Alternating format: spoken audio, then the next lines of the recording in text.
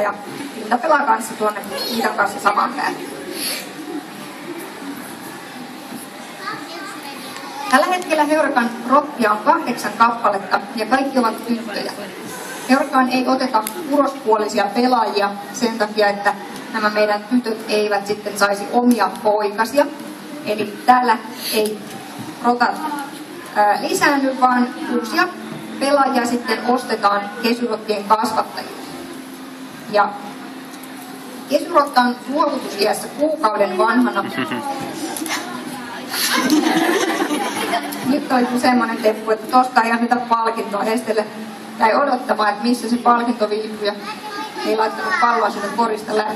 No nyt. Eli noin kuukauden vanha rotta on luovutusiässä. Eli voidaan ostaa semmoisia 5 viikon ikäisiä poikasia. Ja koulutus tosiaan sitten meillä kestää 2-3 kuukautta.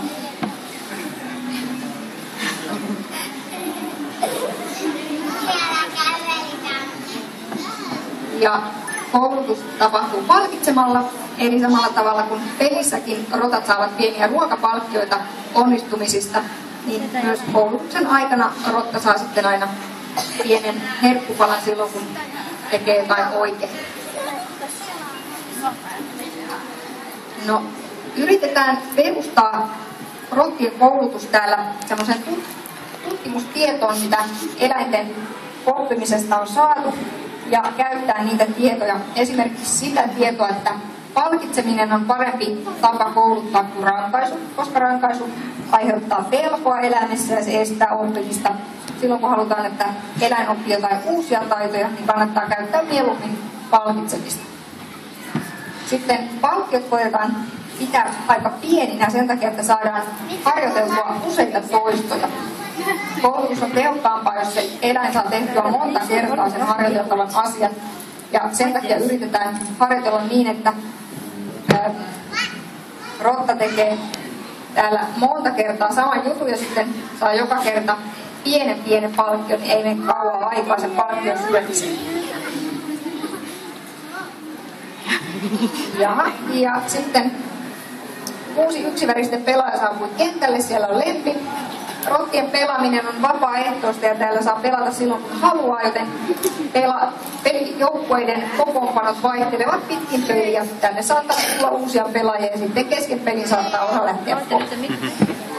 Ja Onervakin näköjään kiipesi sieltä pääpyhäkistä takaisin lattialle ja lattialta tänne pöydälle ja halusi tulla peliin vielä mukaan. Onerva on sitä mieltä, että hän ei vielä ole eläkeiässä ollenkaan.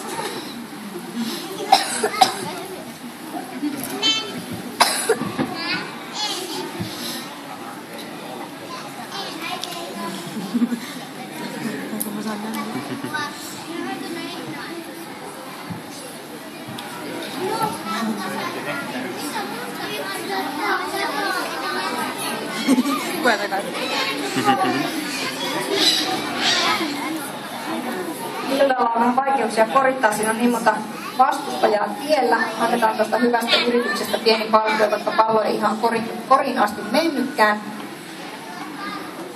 Eli huomataan, että kaikki rotat ei ole ihan yhtä taitavia pelaajia. Kaikki oppivat kyllä tämän rottakoripallon, koska tässä tarvitsee vaan semmoisia taitoja, mitkä rotille on luontaisia.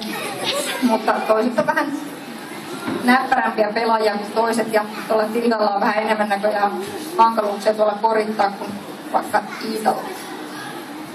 Kaikki rotat on nyt taineet saada tehdä koria täällä, paitsi tuo Minerva. Minerva ei vielä osaa. Pidetään pelin jälkeen Minervalle pienet harjoitukset, niin kyllä se kohta Minervakin pääsee sitten näihin yleisöpeleihin ihan pelaajaksi mukaan.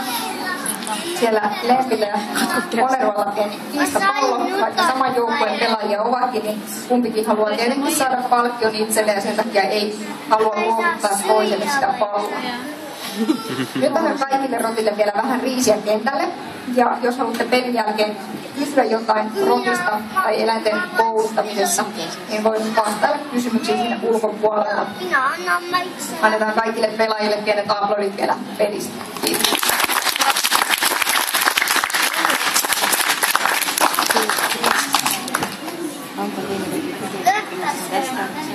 Oottanut, että näitä pitää lähteä rääkkimään.